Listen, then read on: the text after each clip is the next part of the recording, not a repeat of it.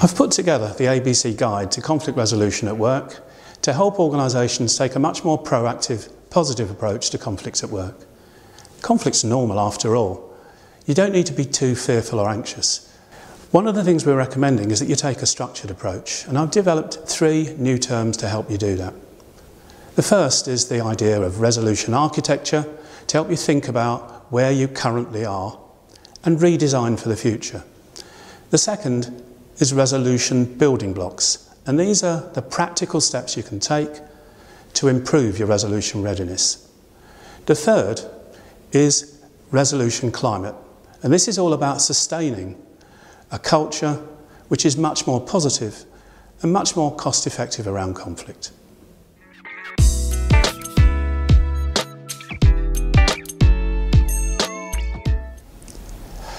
Resolution architecture, like normal architecture, is all about design and structure. It starts, if you like, with a blueprint.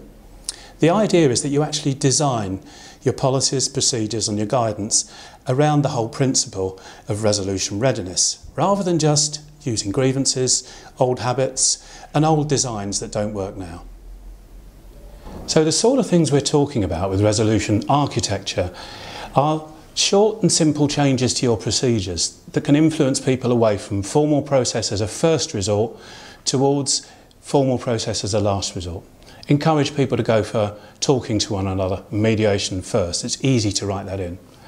Secondly, it's really good if you can cover the area of e-communication. Create an e-ticket so that people know about how to email properly. They know about how to use the social media, even to disagree, but disagree well.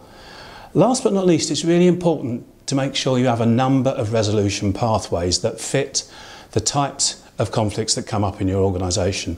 So you can actually do what's called proportionate dispute resolution, where you select the right pathway for the right type of conflict.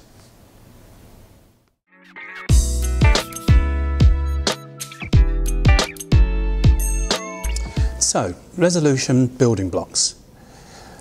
What that's about is the practical steps you have to take to turn your blueprint, your resolution architecture into reality. My advice is to make sure you use the things that are going to be right for your design and right for the people that are going to use it.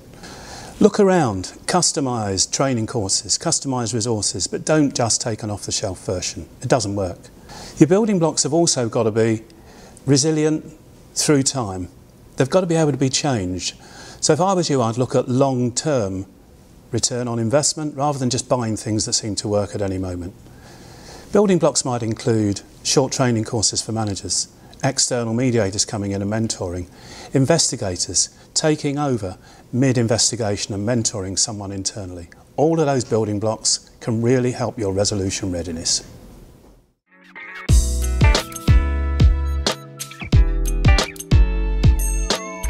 So, resolution climate. Well, first and foremost, unlike the climate that's all around us, resolution climate is susceptible to management.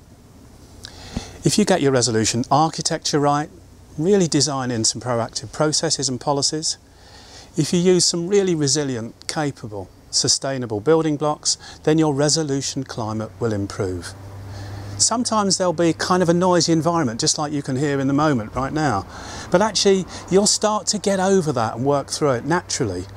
Almost as though you've got a climate-controlled dome, where people think, talk first and fight second. How do you sustain a resolution climate? Basically, you start bit by bit to replace the negative narrative around conflict as a cost with positive narrative about conflict as an opportunity. If you can get to that place, there'll not only be a benefit in terms of your capability, your ability to work as teams in an organisation, you'll be able to bring new ideas forward, you'll have innovation, you'll even build the engagement because people will really feel strongly but trust one another in how they talk about it. A resolution-ready climate has benefits all round.